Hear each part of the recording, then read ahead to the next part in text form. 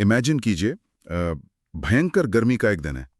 एक इंसान सुबह से एक भारी भरकम कंक्रीट की दीवार को पूरी ताकत लगाकर धकेलने की कोशिश कर रहा है। बिल्कुल पसीने से लथपथ। हाँ, एकदम पसीने से भीगा हुआ। उसकी मांसपेशियां दर्द से चीख रही हैं और शाम तक उसकी सारी शारीरिक ऊर्जा खत्म हो चुकी है। बिल्कुल, कोई भी आम इंसान उसे देखकर यही कहेगा कि भाई तुमने आज बहुत काम किया है, अब जाकर थोड़ा आराम कर लो। सही बात है। और उस इंसान को भी यही लगेगा कि यार मैंने आज तो पहाड़ तोड़ दिया है। वो शारीरिक और मानसिक रूप से पूरी तरह टूट चुका होगा, है ना? लेकिन कहानी में ट्विस्ट यही आता है। हाँ, क्योंकि अगर वहां से कोई भौतिक विज्ञानी मतलब कोई फिजिसिस्ट गुजरे तो वो उस स्थिति को देखेगा, अपने दिमाग में कुछ कैलकुलेशन करेगा और बड़ी ही बेरुखी से उस थके हुए इंसान से कहेगा कि विज्ञान की नजर में तुमने कोई काम नहीं किया है। बिल्कुल, वो कहेगा तुम्हारा किया गया कार्य बिल्कुल शून्य है। अरे, और शायद वो थका हुआ इंसान उस फिजिसिस्ट को वहीं पीटने दौड़ पड़े। एकदम दौड़ पड़ेगा। और दोस्तों, यहीं से हमारे आज के इस गहन विश्लेषण की शुरुआत होती है। हम अपनी आम जिंदगी में न कार्य या ऊर्जा जैसे शब्दों का इस्तेमाल बहुत ही बेखटके करते हैं, बहुत ही कैजुअली। हाँ, लेकिन विज्ञान की दुनिया में इनके नियम बेहद सख्त हैं, गणितीय हैं और कभी-कभी तो हमारे सामान्य ज्ञान को पूरी तरह चुनौती दे देते हैं। बिल्कुल। तो आज हम भौतिक विज्ञान के 3 सबसे बड़े और मूलभूत स्तंभों कार्य, शक्ति और ऊर्जा का गहराई से विश्लेषण कर रहे हैं। प्रतियोगी परीक्षाओं के अध्ययन सामग्री में ये टॉपिक भरे पड़े हैं। और हमारा मिशन सिर्फ इन किताबों में लिखे रूखे सूत्रों को रटना नहीं है। बिल्कुल नहीं। हम ये डिकोड करेंगे कि विज्ञान इन चीजों को इस अजीब नजरिए से क्यों देखता है। हाँ, इन सिद्धांतों को हम वास्तविक जीवन के उदाहरणों से जोड़ेंगे ताकि ये कॉन्सेप्ट्स हमेशा के लिए दिमाग में छप जाएं। एकदम सही। तो चलिए इसे अनपैक करते हैं। बिल्कुल। सबसे पहले बात करते हैं कार्य की, मतलब वर्क। विज्ञान की भाषा में काम के होने का असल मतलब क्या है? क्योंकि जाहिर है, जैसा हमने भी दीवार वाले उदाहरण में देखा, विज्ञान आपके पसीने या थकान को तो काम मानता ही नहीं है। तो फिर मानता किसे है? देखिए, विज्ञान की नज़र में कार्य तभी माना जाता है जब 2 बेहद जरूरी शर्तें पूरी हों। अच्छा, 2 शर्तें। हाँ, पहली शर्त, किसी वस्तु पर बल यानी फोर्स लगाया जाए, और दूसरी, जो सबसे महत्वपूर्ण है, उस बल की वजह से उस वस्तु की स्थिति में परिवर्तन हो। मतलब वो अपनी जगह से हिले। बिल्कुल, जिसे विज्ञान की भाषा में विस्थापन या डिस्प्लेसमेंट कहते हैं। इसका एक बहुत ही सीधा सा सूत्र है, कार्य बराबर बल गुणा विस्थापन, मतलब W = F/S। जरा रुकिए, मैं यहाँ उस दीवार वाले इंसान की वकालत करना चाहूंगा। हाँ, बिल्कुल कीजिए। अगर कार्य शून्य है, क्योंकि दीवार अपनी जगह से 1 मिलीमीटर भी नहीं खिसकी, तो फिर वो इंसान थका कैसे यार? बहुत लाजमी सा सवाल है। उसकी ऊर्जा कहाँ गई? विज्ञान उसकी इतनी मेहनत को ऐसे कैसे नकार सकता है? ये एक बहुत ही शानदार सवाल है, और पता है, यहीं पर लोग सबसे ज्यादा कंफ्यूज होते हैं।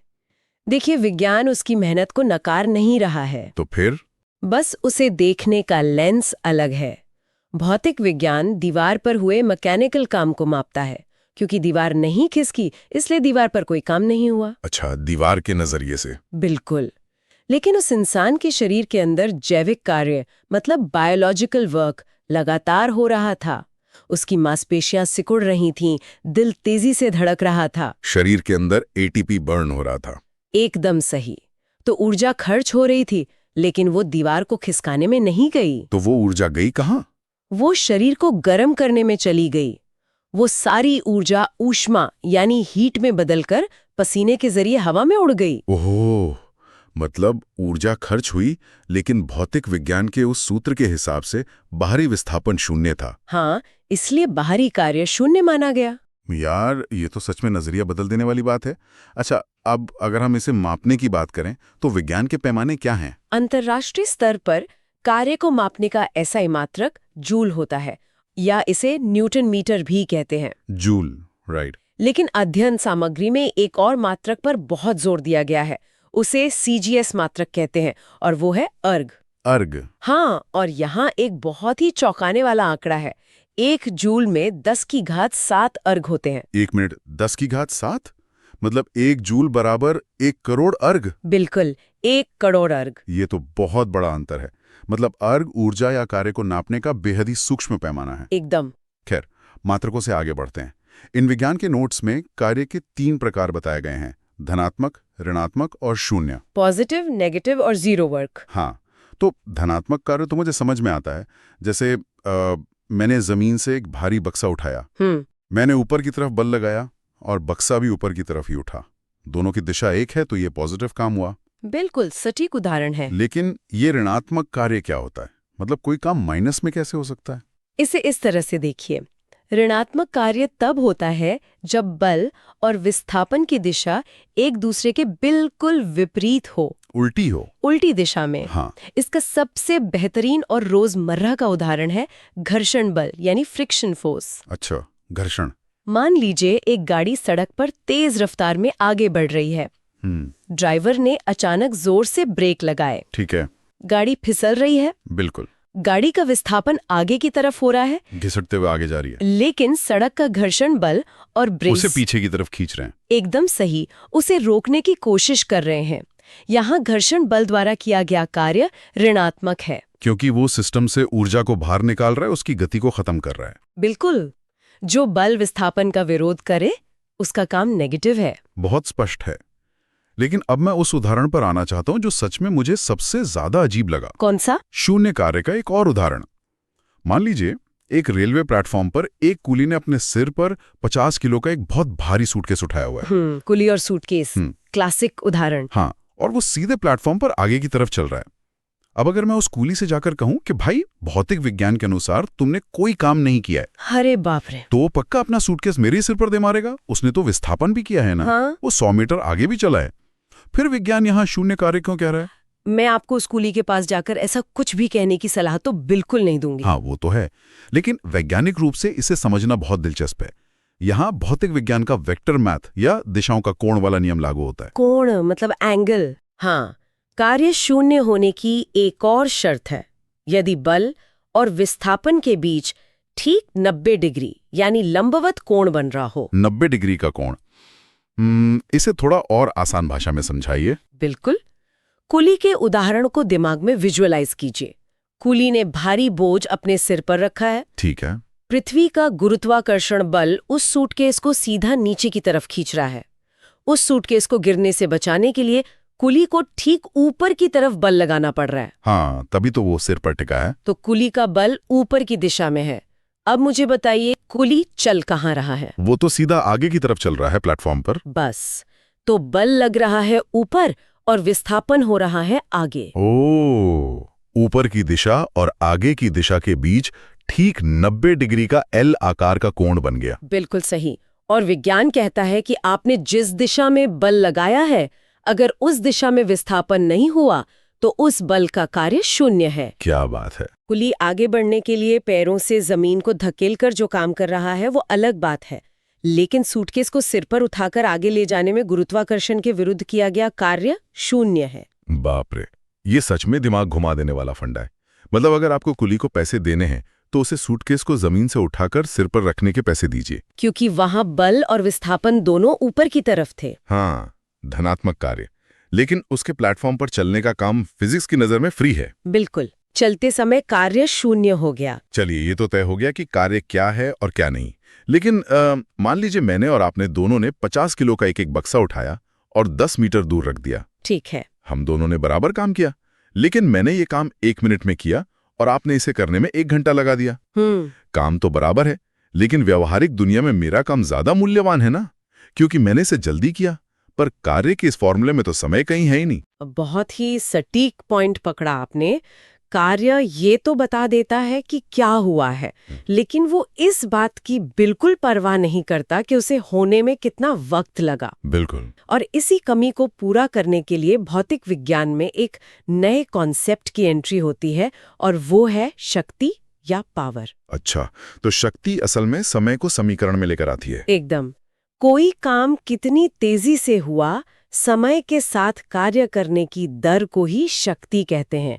इसका सूत्र होता है शक्ति बराबर कार्य बटे समय। P = W/T। मतलब जो मशीन या इंसान किसी काम को जितने कम समय में करेगा, उसकी शक्ति उतनी ही ज्यादा मानी जाएगी। बिल्कुल सही। और इसे नापने के मात्रक क्या है? शक्ति को नापने के लिए जिस SI मात्रक का इस्तेमाल होता है वो है वॉट या जूल प्रति सेकंड। मतलब 1 सेकंड में कितने जूल ऊर्जा खर्च हुई। हाँ, और बड़े स्तर पर जैसे कारखानों या शहरों की बिजली की खपत को मापने के लिए हम किलोवाट और मेगावाट का उपयोग करते हैं। 1 किलोवाट में 1000 वॉट होते हैं और 1 मेगावाट में 10 लाख वॉट होते हैं। वॉट और किलोवाट तो हम अक्सर अपने घरों के बिजली के बिलों में या बल्ब पर देखते हैं, लेकिन इन अध्ययन सामग्रियों में एक और मात्रा का बार-बार जिक्र है। कौन सा? जो प्रतियोगी परीक्षाओं का बहुत चहेता सवाल है, अश्व शक्ति या हॉर्स पावर। अरे हाँ, हॉर्स पावर। ये बताया जाता है कि एक अश्व शक्ति बराबर 746 वॉट होता है। मुझे यार एक बात समझ नहीं आती। क्या? आज के आधुनिक युग में जब हम मंगल ग्रह पे रोवर भेज रहे हैं, फॉर्मूला 1 कारें बना रहे हैं, तो मशीनों की ताकत नापने के लिए हम घोड़े के ताकत के इस पुराने पैमाने का इस्तेमाल आज भी क्यों करते हैं? इसके पीछे विज्ञान के इतिहास की एक बहुत ही शानदार मार्केटिंग की कहानी छुपी है। मार्केटिंग विज्ञान में? बिल्कुल। ये कहानी है जेम्स वॉट की, जिनके नाम पर शक्ति का मात्रक वॉट रखा गया है। अच्छा। जब उन्होंने भाप के इंजन को बेहतर बनाया तो उनके सामने एक बड़ी समस्या थी। तो उस समय खदानों से कोयला निकालने का काम छोटे घोड़े किया करते थे, जिन्हें पिट पोनीज कहते थे। तो लोगों को मशीनों की आदत नहीं थी? बिल्कुल नहीं। जेम्स वॉट को खदान मालिकों को ये समझाना था कि उनकी लोहे की मशीन कितनी काम की है। अब अगर वो जाकर कहते कि मेरी मशीन इतने जूल प्रति सेकंड काम करती है, तो कोई खदान मालिक कुछ नहीं समझता। एकदम कोई नहीं समझता। इसलिए उन्होंने खदान में काम करने वाले घोड़ों का अध्ययन किया। ओके। उन्होंने कैलकुलेट किया कि एक घोड़ा 1 मिनट में कितना वजन उठा सकता है, और फिर उन्होंने मालिकों से कहा, मेरी ये एक मशीन आपके 10 घोड़ों के बराबर काम कर सकती है। अरे वाह। हाँ, मतलब ये 10 हॉर्स पावर की है। क्या बात है। मतलब ये विज्ञान से ज्यादा लोगों को समझाने का एक तरीका था, एक कमर्शियल पिच थी। बिल्कुल। और ये तरीका इतना लोकप्रिय हुआ कि हमेशा के लिए हमारी भाषा में दर्ज हो गया। आज भी जब हम कार खरीदने जाते हैं तो हम यही पूछते हैं कि इसका इंजन कितने bhp या हॉर्स पावर का है। सही बात है। परीक्षाओं में 746 वॉट का ये आंकड़ा बार बार इसलिए पूछा जाता है क्योंकि ये इतिहास और विज्ञान का एक बहुत ही मजबूत पुल है। ये कहानी तो वाकई दिलचस्प थी। तो अब तक हमने देखा कि काम करने के लिए बल और विस्थापन चाहिए और काम जल्दी करने के लिए शक्ति चाहिए। लेकिन जरा सोचिए, किसी मशीन या इंसान के अंदर बल लगाने या शक्ति दिखाने की काबिलियत आती कहां से है? हाँ, कोई तो बेस होना चाहिए। बिल्कुल, कोई तो ईंधन होना चाहिए जो ये सब मुमकिन बनाता हो। और यहीं से हम अपने तीसरे और सबसे अहम पड़ाव पर आते हैं, ऊर्जा यानी एनर्जी। बिल्कुल सही कहा। ऊर्जा असल में किसी वस्तु या इंसान की कार्य करने की क्षमता है, कैपेसिटी टू डू वर्क। अगर शक्ति समय की दर है तो ऊर्जा वो खजाना है, वो रिजर्वायर है जिसके बिना कार्य की शुरुआत ही नहीं हो सकते। नोट्स में ये स्पष्ट किया गया है कि ऊर्जा एक अदिश राशि है, स्केलर क्वांटिटी। अदिश राशि मतलब इसमें परिमाण तो होता है, जैसे 10 जूल या 50 जूल, लेकिन इसकी कोई दिशा नहीं होती। एकदम सही। ऊर्जा बस होती है, वो किसी विशेष दिशा में बंद कर नहीं रहती। यहाँ मुझे एक और बहुत मजेदार कनेक्शन दिख रहा है। हमने शुरू में कहा था कि कार्य को नापने का मात्रक जूल है। हाँ। और ऊर्जा को नापने का मात्रक भी जूल ही बताया गया है। क्या ये दोनों एक ही चीज हैं? आप इसे एक ही सिक्के के 2 पहलू कह सकते हैं। भौतिक विज्ञान में कार्य और ऊर्जा गहराई से जुड़े हुए हैं। वो कैसे? असल में जब आप कोई कार्य करते हैं तो आप सिर्फ ऊर्जा को एक रूप से दूसरे रूप में या एक वस्तु से दूसरी वस्तु में ट्रांसफर कर रहे होते हैं। अच्छा। जैसे अगर आप किसी बक्से को धक्का देते हैं तो आपके शरीर की ऊर्जा उस बक्से की गति में ट्रांसफर हो जाती है। इसलिए आपने कितना कार्य किया, ये मापने का सबसे अच्छा तरीका यही है कि आपने कितनी ऊर्जा ट्रांसफर की। इसीलिए दोनों का मात्रक जूल ही है। बिल्कुल। समझ गया।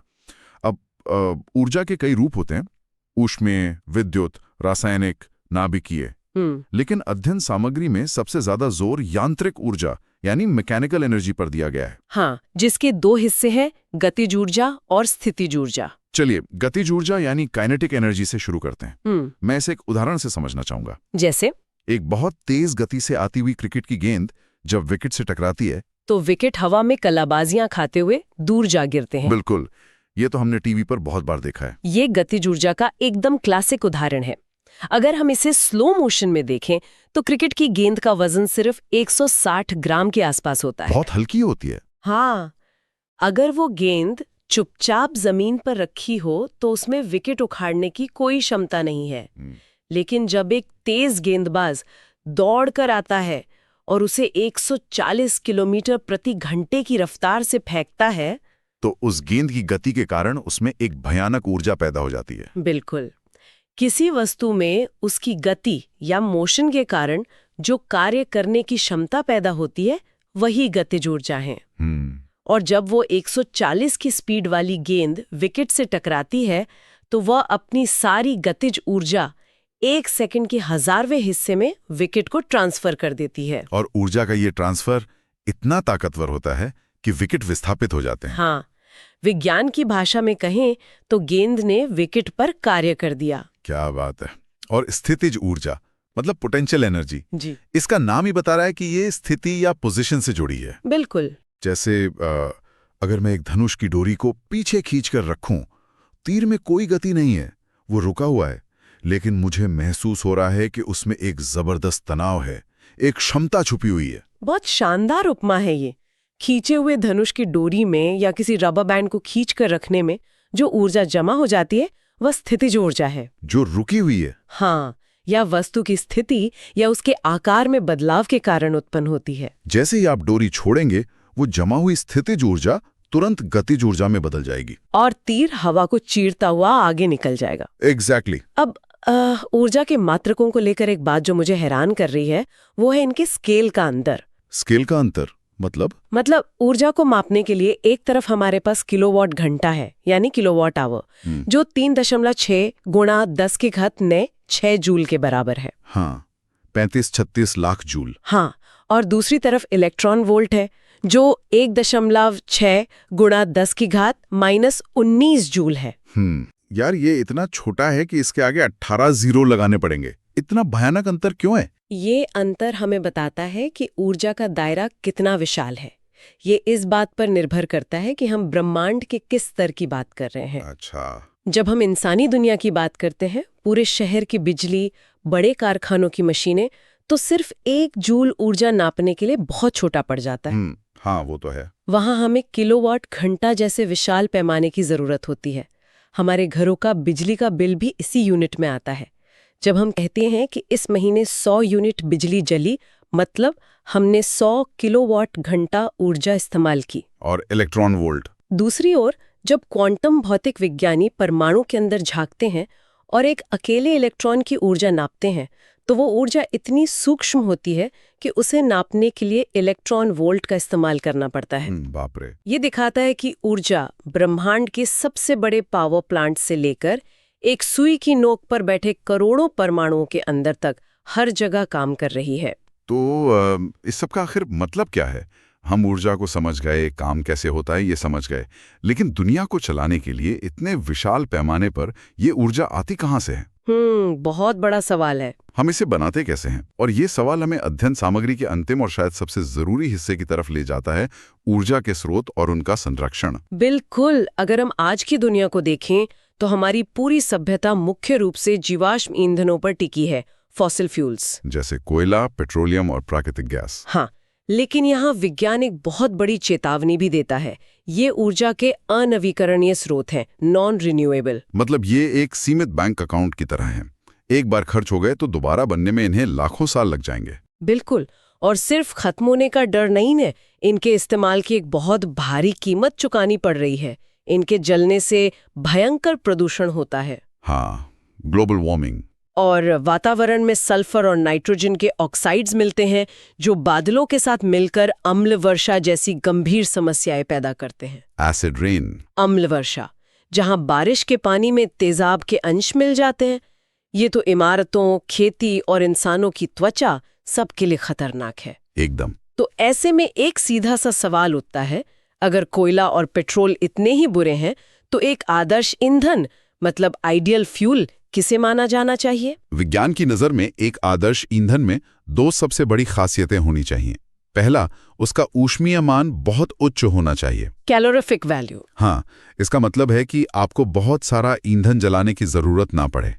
उसकी थोड़ी सी मात्रा ही इतनी सक्षम हो कि बहुत ज्यादा ऊर्जा दे सके। और दूसरी खासियत, दूसरा और आज के समय में सबसे महत्वपूर्ण, वो जलने पर कोई भी हानिकारक गैस, धुआं या राख पीछे न छोड़े। लेकिन फिलहाल तो हम कोयले पर ही निर्भर हैं।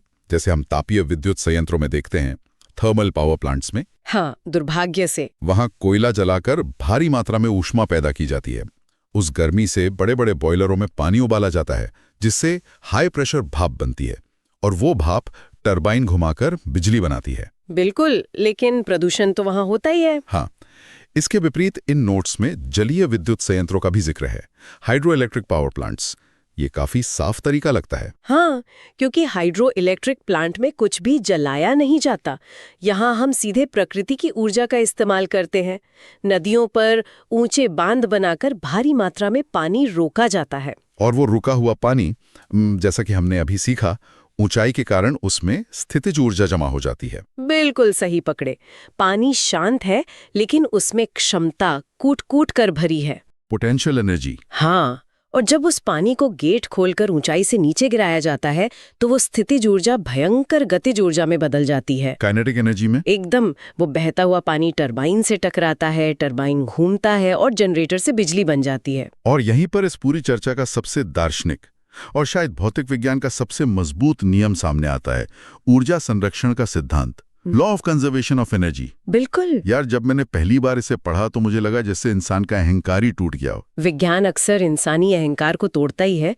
ये नियम कहता है कि ऊर्जा का न तो सृजन हो सकता है, मतलब उसे शून्य में से पैदा नहीं किया जा सकता। हाँ, और ना ही उसका विनाश हो सकता है, यानी आप उसे मिटा भी नहीं सकते। इसका मतलब है कि जब हम बड़े गर्व से कहते हैं कि हमने पावर प्लांट में बिजली बनाई है, तो हम असल में झूठ बोल रहे होते हैं। इंसान असल में कोई ऊर्जा बना नहीं रहा है। बिल्कुल नहीं। हम सिर्फ एक कन्वर्टर हैं। लाखों सालों से दबी पेड़ों की रासायनिक ऊर्जा को या ऊंचाई पर रुके हुए पानी की स्थितिज ऊर्जा को अपने तारों में दौड़ने वाली विद्युत ऊर्जा में बदल रहे हैं। हाँ, हम सिर्फ उसे कन्वर्ट कर रहे हैं। ब्रह्मांड की कुल ऊर्जा बिग बैंग के समय से लेकर आज तक हमेशा एक समान ही रही है। वो सिर्फ अपना वेश बदल रही है। यार, ये सोचना अपने आप में कितना अद्भुत है। हम सिर्फ प्रकृति के जादूगर हैं जो एक ऊर्जा को दूसरी ऊर्जा में बदलने की तरकीबें खोज रहे हैं। और इसी नियम पर प्रतियोगी परीक्षाओं में अनगिनत घुमावदार सवाल बनते हैं। ये एक ऐसा सार्वभौमिक सत्य है जिसे किसी भी मशीन या तकनीक से झुठलाया नहीं जा सकता। चलिए, तो अब इस बेहद रोमांचक और गहन चर्चा को समेटने का वक्त आ गया है। आज के इस विश्लेषण ने हमें दिखाया कि विज्ञान हमारी रोजमर्रा की दुनिया को कितने अलग, सटीक और कभी-कभी हैरान करने वाले नजरिए से देखता है। बिल्कुल। जहां एक आम इंसान के लिए भारी बोझ लेकर प्लेटफॉर्म पर चलना दिन भर की थका देने वाली मेहनत है, वहीं दिशा और बल के सख्त नियमों के आगे वह शून्य कार्य हो सकता है। हाँ, हमने ये भी देखा कि कैसे गतिज ऊर्जा एक साधारण से क्रिकेट की गेंद को विकेट उखाड़ फेंकने वाला हथियार बना देती है, और कैसे ऊंचाई पर रुका हुआ शांत पानी टरबाइन घुमाकर पूरे शहर को रोशन करने की ताकत रखता है। साथ ही ये भी समझना अहम रहा कि पुराने जमाने के घोड़ों की ताकत यानी हॉर्स पावर से लेकर आज के क्वांटम स्तर के इलेक्ट्रॉन वोल्ट तक ऊर्जा को नापने के हमारे तरीके कितने विविध हैं। बिल्कुल। और इन सब से एक बहुत ही महत्वपूर्ण और गहरा सवाल खड़ा होता है, जिसे मैं आज एक अंतिम विचार के रूप में छोड़ना चाहूंगा। देखिए, ऊर्जा संरक्षण का नियम हमें स्पष्ट रूप से बताता है कि ऊर्जा कभी नष्ट नहीं होती, वह केवल अपना रूप बदलती है। हाँ, आज हम अपनी दुनिया को चलाने के लिए जिन अनविकरणीय जीवाश्म ईंधनों, कोयला या पेट्रोलियम पर निर्भर हैं, वे असल में पृथ्वी के अंदर लाखों साल से जमा की गई पुरानी सौर ऊर्जा ही है। सही बात है। लेकिन आज इस जमा की गई पुरानी ऊर्जा को बाहर निकालने और बदलने की कीमत हम प्रदूषण और अम्ल वर्षा के रूप में चुका रहे हैं। बिल्कुल। तो सवाल ये है कि अगर ऊर्जा हर जगह है और वो कभी नष्ट नहीं होती, तो भविष्य में पूरी दुनिया को उन आदर्श ईंधनों की तरफ ले जाने का सफर कैसा होगा? क्या आने वाले समय में हम जमीन के नीचे दबी इस जहरीली ऊर्जा को पूरी तरह से छोड़कर सिर्फ और सिर्फ प्रकृति की प्रत्यक्ष ऊर्जाओं पर निर्भर हो जाएंगे, जैसे सूरज या हवा? हाँ, जैसे बहते पानी की गतिज ऊर्जा, हवा की ऊर्जा या सूरज की असीमित रोशनी। क्योंकि ऊर्जा तो वहां भी है, बस इंसानियत को उसे बिना प्रदूषण फैलाए बदलना सीखना है। बिल्कुल। इस विचारोत्तेजक सवाल के साथ हम आज के इस गहन विश्लेषण को यहीं विराम देते हैं। हमारे साथ इस वैज्ञानिक सफर पर जुड़ने और इन रहस्यों को समझने के लिए बहुत बहुत धन्यवाद।